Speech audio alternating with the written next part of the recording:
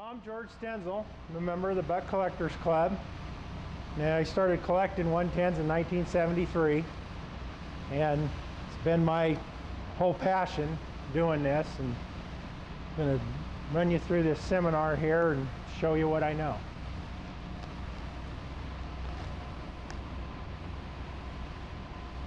Here we got the first version 110,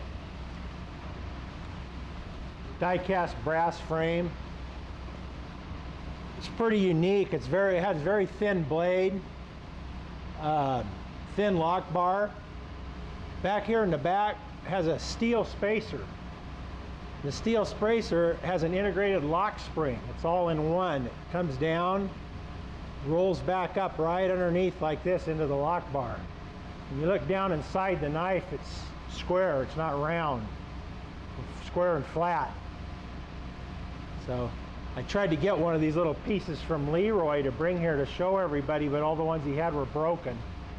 So just kind of explained my way through it.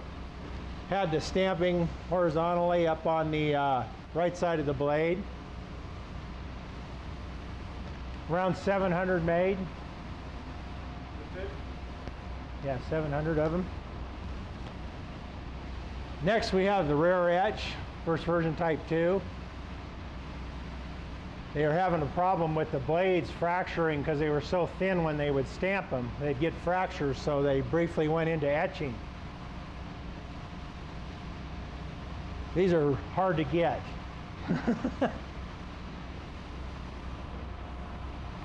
That's what it looks like up a little better close up on it. These are kind of show up all over too. I've seen them with right up against the spine of the blade, down lower. Kind of seen this etching moved all around on these.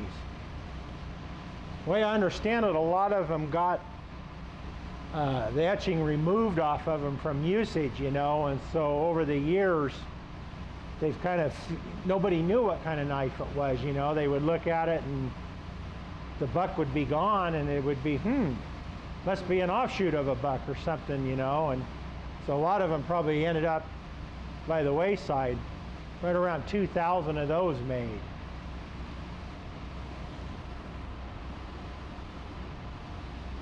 First version type 3. These are neat.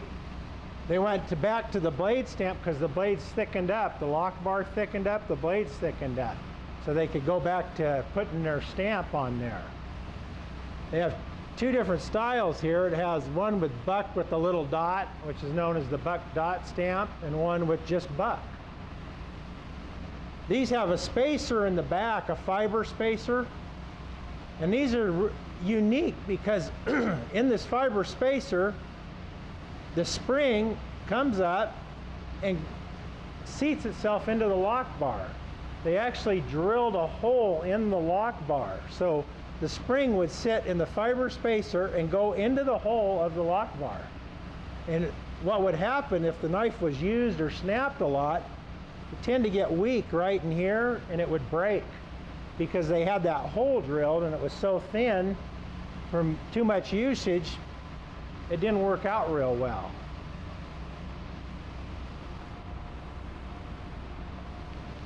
Next we have a transition. Integrated brass frame, horizontal stamp. Now this is either the first version or the second version, however you want to put it. I put it as transition just because first version blade, second version frame. When I first seen one of these years ago, I bought it and it was pretty junky. It didn't lock well, and I thought maybe somebody had modified it or something. It had changed a little. Later on down the road, I was fortunate enough to get this one brand new in the box. And it convinced me that, wow, they did make these. You know, that one I had wasn't just a piece of junk, it was just worn out and it hadn't been modified at all. These are pretty tough to find.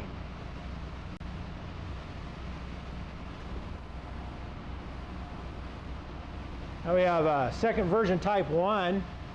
The blade moves down to the tang right here. This is a buck, says buck dot. I have it listed as a type 1 because if you notice right at the grind line and stuff where it comes down, see how that kind of squares off and stuff? if you go back, see the same thing on that one? Right in there, about the same thing. So I figured, well, that's probably the closest to the, you know, second version that they'd have that would follow that same type of deal. George, what do you mean when you say it has an integrated brass spring?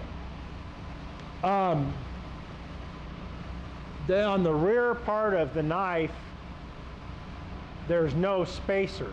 There's one part of the frame holds the lock spring in, and it seats inside that part of the frame. It's integrated into one. There's no spacer in the rear of the knife, and it's wider, right?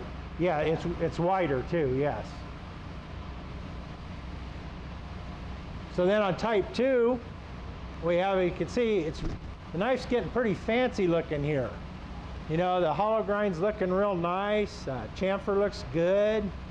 They're getting it looking pretty good. I've seen this one with the buck stamp and the buck dot stamp.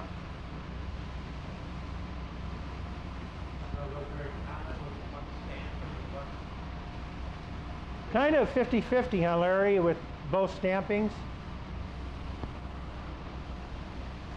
Now next we have the first stamping, Buck USA. Around 1967. When I bought this, I bought it brand new in the box, and it had the original receipt from November of 1967, so that was pretty cool. I bought one in December of 1967 at the PXO. Oh, really? And I got it with me, I still got the receipt. So I know, yeah. Very thin nail nick on these first ones.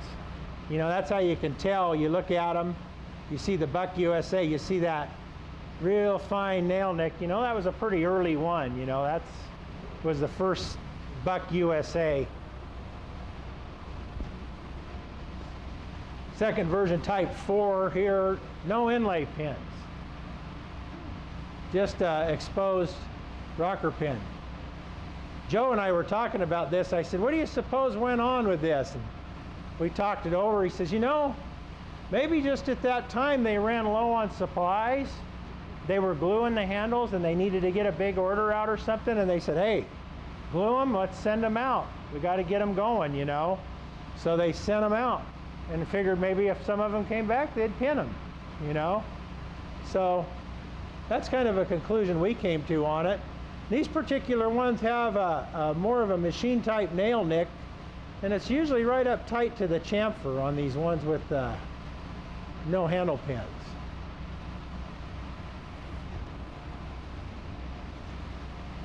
Next we have Type 5, reverse side tank stamp, opposite side of the nail nick.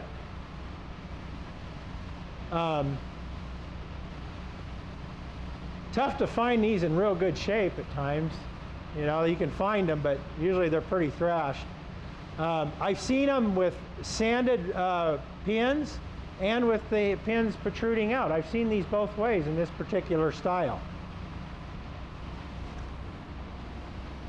Next, machine nail nick in the blade. Sanded pins, but I've also seen these with pins like this. Seen these both ways. So these might have intersected right around the same time. This one just ended up, you know, with the stamping on the opposite side of the blade. You're going to love the next one, Larry. We've had lots of discussions about these. Just trying to figure out what kind of wood went on these particular knives here. I put rosewood down here with a question mark because I matched it to a rigid folding Apache, because rigid knives used rosewood. It matches rosewood exactly. And what gets me about these particular knives, when you turn them sideways, a lot of ebony when it's light, if you turn it sideways, it'll have black lines in it. These don't. They're light through and through. And also, when you turn the opposite side of the knife around, it's light on the other side. It's all, you know, some of them you'll see light on one side, dark on the other. These ones are light just like that on both sides of the knife. And so I kind of just put a question on that. Plant a seed in somebody's head and see if we can figure this out one of these days. What's in these knives? This one here has sanded pins, and you can't see it, but this one here has a little single pin in the rear bolster. This one does also. It just didn't show up in the picture. Then down here, we have it with large pins, like the later model, the later 2-dot model. And I've also seen this particular one with dark ebony, with this real light and with dark ebony. So that's kind of very interesting there. This particular one here has the bolster pin showing on both sides, but on the rear, nothing here, but on the other side, 2 pins showing that it's studded. It's not just pinned through and through, it's studded and sticking out of one side of the frame.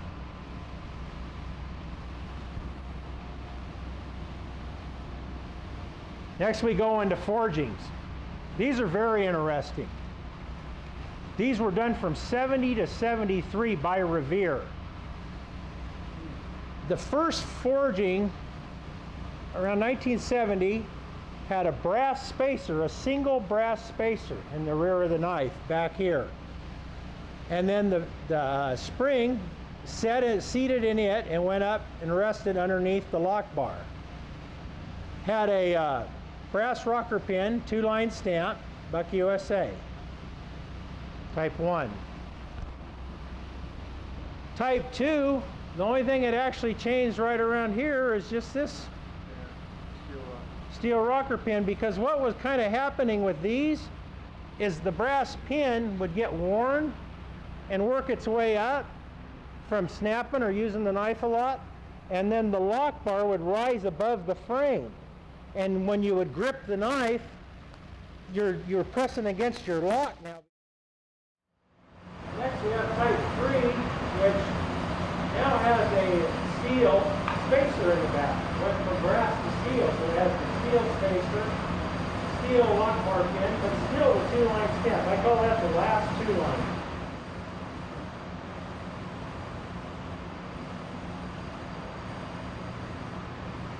Type 4.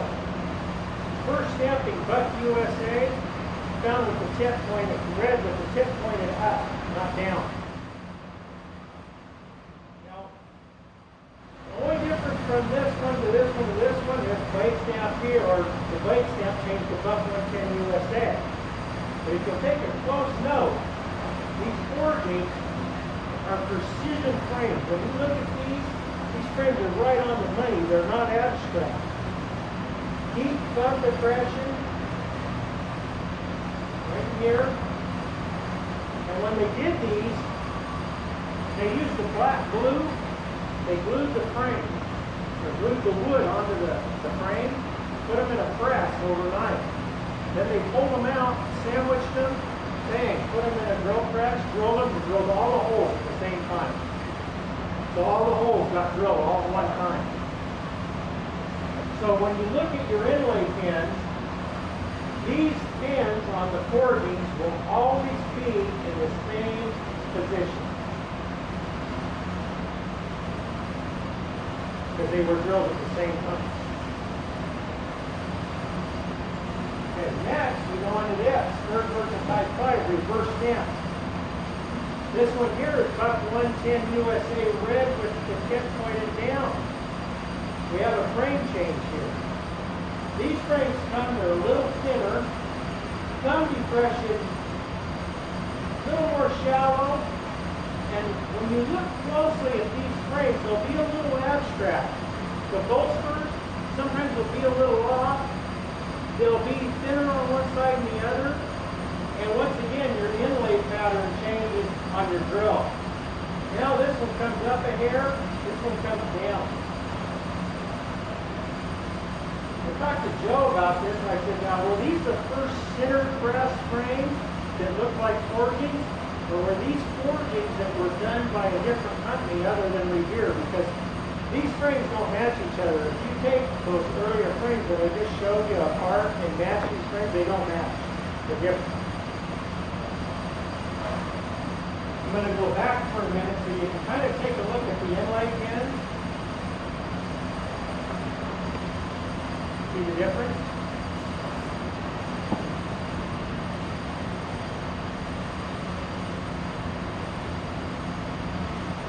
That's the inverted stamp up close so you can see it. Okay, now next, we have the same type of frame, same drill pattern, but the stamping turns back around the other way, Buck 110 USA.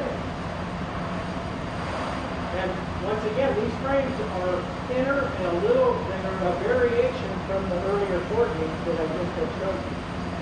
And the more you study this and look at it, the more you'll just pick it out.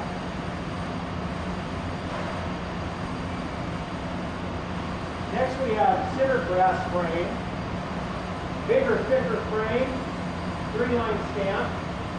Now another way to note this one is thumb depression. It gets real thick right here, comes down, and it's a wider, thicker frame. And the first of these always seem to have that bolster pin showing. Asked Leroy about that, and he said, oh, we call that ring around the rivet. And some of them showed up that way, but for some reason these first center frames of the 3-line stamp showed that bolster pin on both sides. And you'll find these ones, if you look down inside these frames, you'll find these that are sanded, and you'll find them smooth. You'll find these both ways if you look down on the inside of the frame. That got thrown in there. I don't know, Jim. My nephew was playing games with me. I was hoping there wouldn't be anything else, and you know. I don't know. I wanted to go back one more too. Another thing, once again, on this particular frame, our drill pattern changes once again. These inlay pins almost straight across from each other. Kind of noticing the difference here? Okay, center brass frame. First 2 dots. See the drill pattern? Same as the last 3 lines. Now, but now it changes. The chain changes and the lock bar changes with these. Stamping. Buck 110 USA with the 2 little dots.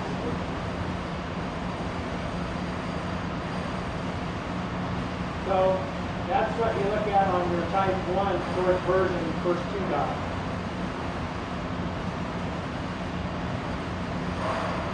Now this is interesting.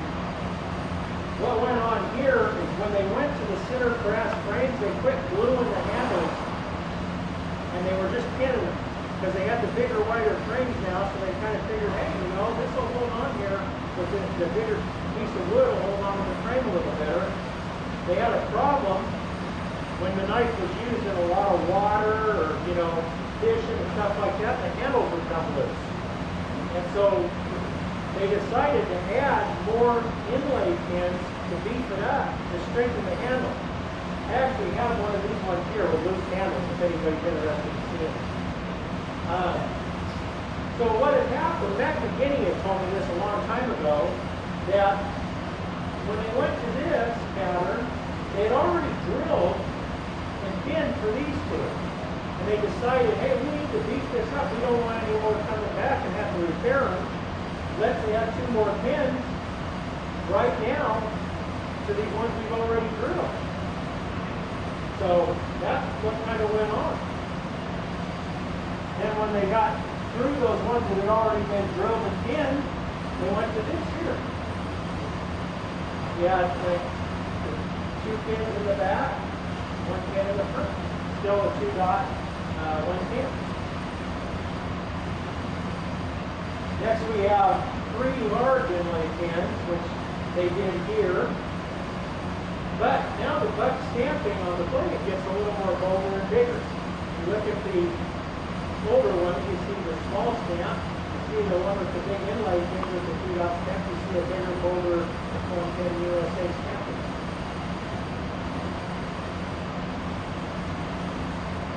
Now we got 3-dot stamp. This indicates an internal mechanism change. Up in the front bolster, they added a bushing. You remember see that externally? You want to pass it around. They added this bushing right here.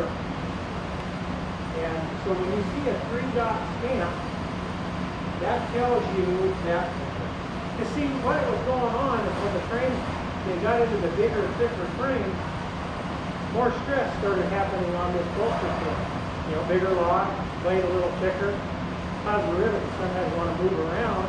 So they said, well, let's take the stress off. So they dropped in a bushing and said, hey, All 3 dots. yeah, that's what the 3-dot indicates, the bushing added into the front bolster. That's a close-up of the paint stem. You can kind of see what they're looking for.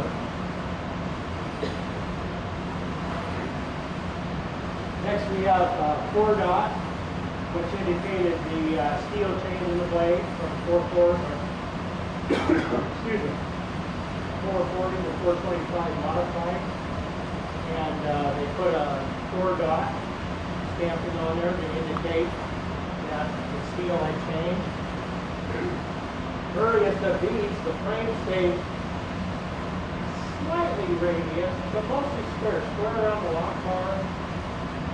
Little slight radius in the frame. Kind of a 4-dot stamping radius close up. Then next, we have with the radius frame. That's as it stands today. You know, the 110 still has that style frame today. It's statement wise.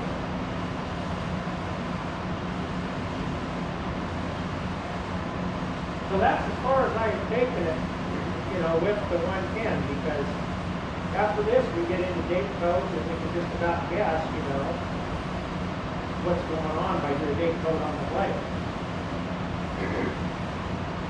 Next we have 112. 112 kind of follow the same line as the 110, except they came out in 72.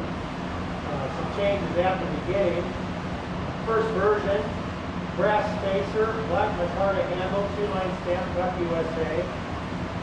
Type 2, steel spacer, black micarta, Buck USA.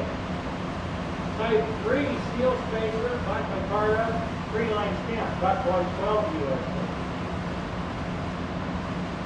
These two are fairly hard to get your hands on. There wasn't a whole lot of those there. A lot of the first versions like this, but for some reason not a lot of these. And then they, the way I understand it, sales weren't real great on these right off the bat. So they decided to, you know, put a wood inlay on there, change it, and keep the, you know, move the sales up a little on it. So they went to this Stinzel wood.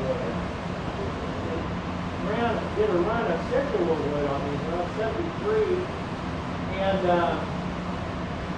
I guess that, you know, it didn't do real well either because they removed the Stinzel wood and went into ebony, just like the 110. And so then they have this on the market from around 74 to 75.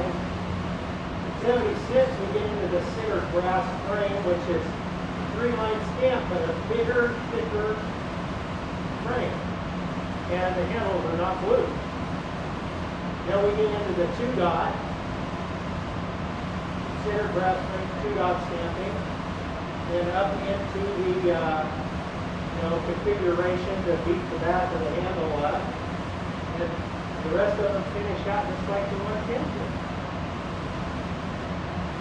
And then right up, the only thing I left out on here is when they came out with the 3-dot 112, they were found with the blade with no nail head and with the nail.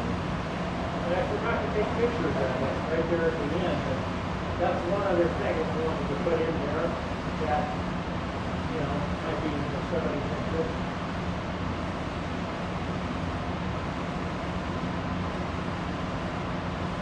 That's it. That's all I know. So far, okay. What was the three again? You said the brass spacing on the car. What was the second one? Was that on the forgings? The 112. Oh, on type 2? Yeah. Steel spacer. Steel? Yeah. Yeah, type 2 had the not USA stamp, but had a steel spacer. And then the type 3 had the 3/9 stamp.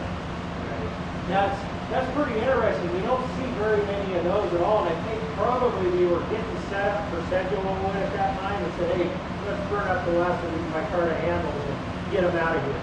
Because you just don't see them, you know, you just don't see them. The first one I ran across, I thought it was a blade change. I didn't bother to look at the butt of the knife to see that it switched from a brass spacer to a steel spacer. I seen Buck 112 USA black handle, and I said, oh, they've changed the blade. It's the first version. Then all of a sudden I started realizing, oh, you got to look at that spacer and find out what's going on there. Because you'll find 112s that were bladed early in the 70s, you'll see this brass spacer with a 3/9 stamp. Because guys broke their blades and they sent it back in and then that bucked out this blade. So they would take this blade and put it in that knife. So you'll see a brass spacer on a 3/9 stamp. Same with 110s, you'll see a 110 with a brass spacer with a 3/9 stamp or even a 2-dot stamp. Because the guys broke the blades, they sent them in early on, and then that knife, shows up somewhere later on down the line. So, what's funny is when you find 110s that have an older blade with a newer frame. I ran across that, and that's kind of odd.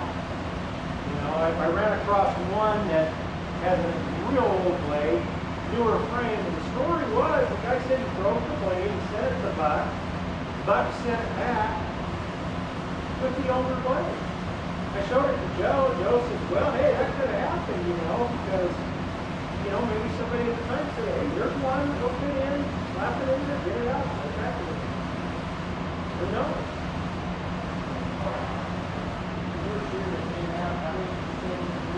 Around 700. The first version 110. And what about the second version that you Rare Edge, 2000. And on the third version, I think around 5,000, Larry. Around 5,000 on the first version type 3. So there's more of a rare X than there is in the first version. Yes. And yet it's more difficult to find. Yes. Yeah. What was the price of this came out? $16. And you will find the first versions with a tan sheet or a black sheet. And they came dyed and undyed. Even though the ones that started out with still improvement, I've got a $4 sale. Yeah, late 70s, early 80s. Early 80s. Because custom shops started going, What do you expect with Larry? Up till later, they put some in the catalog. So, standard production. It's never not that a cheap press. There's no rock there's two large press. I think some of those guys mess around at lunchtime. Those guys on too. I think a lot of that going on.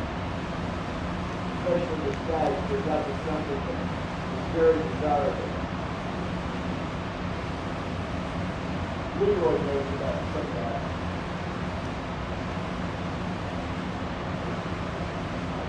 You know the numbers on the first 112?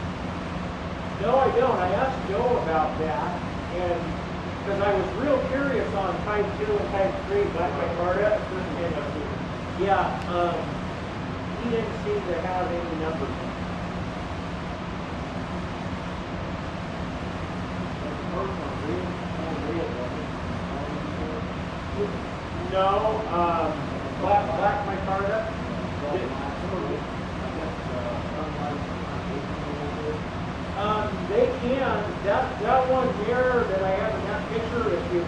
over and looked at it, it has some real light spots in it, but it was actually used. That's been used right for sand there. I picked it up and I had Leroy just lightly clean it, and I put it in that display. I've got a first version info that we're using, I use it for a number of years, so I get it on the and when you brought a war, it just, you kind of rubbed out where you could see the threads. Oh, it got smooth. That's kind of how that one Right, but there's no deceleration. That one actually has like a light. You can see it on the other side. It has like it's worn. Yeah. Like it was in a sheath or something and it rubbed, whoever carried it rubbed in their sheath. Maybe a truck driver sitting there, or something where it would rub on the knife, It actually has a wear mark in it.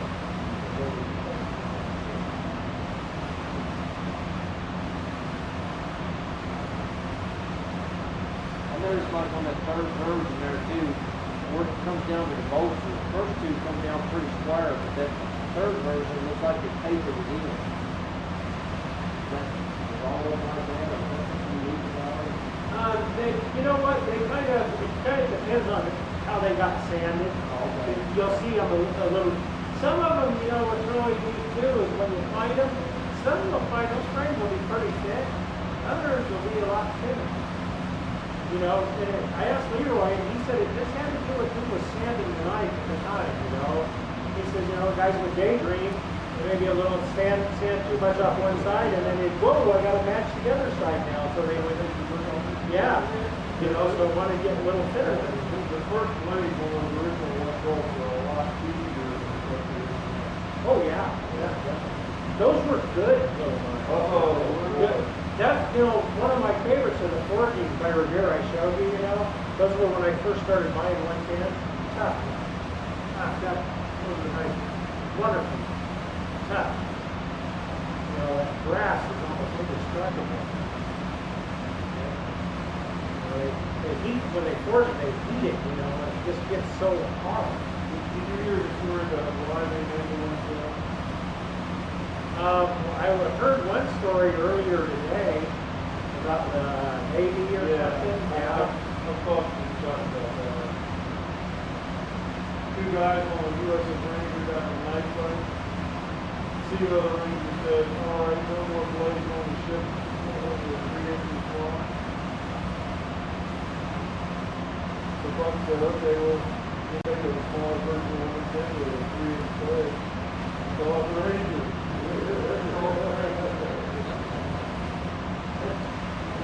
Well, that'd be good.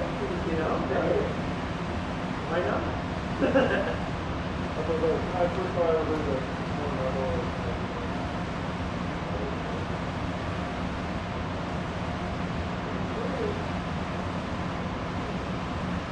Well, anybody have any more questions? Have you ever heard them say why they took the hook bolster on the 112 instead of properly the 110? No, I haven't.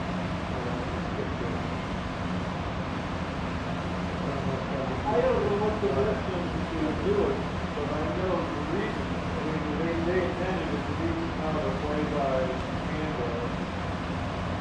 I don't know why they didn't take it out on the 110. I know if you sand one down, it makes the knife way more awkward looking. It looks awkward if you sand that little deal out of there, yeah. We monkeyed around with that a little bit, and it didn't look very good.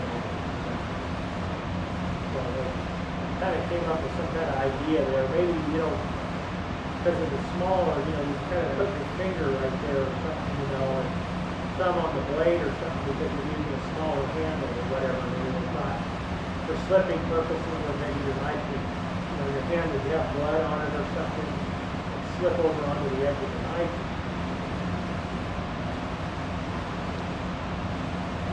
That could very well be why they maybe came up with that idea. They want to have a bigger handle to hang on and grip it, different way, better, smaller handle, let's maybe roll it around a little where your finger could go.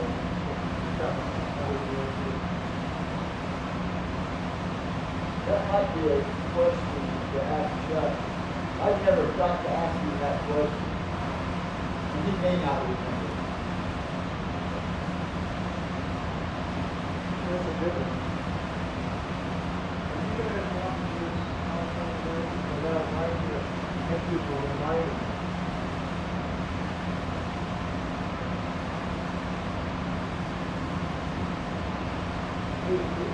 Who would like one of these? Well, you know what, if you want, just pass them around whenever you like, you can pass. You're welcome. You'll see everything you've seen on here. No narration, but that's okay.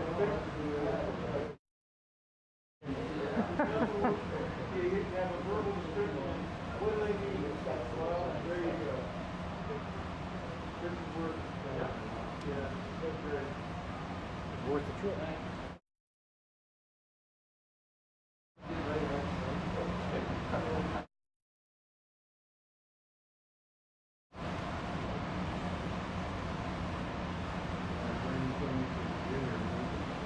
There's several guys that couldn't make this thing. Sure, if I think somebody can give us a copy, that's fine. They will really appreciate it. That's what they were made for. Well, I hope, maybe everybody learned a little something. You did a great job for it. Thank you. Great job.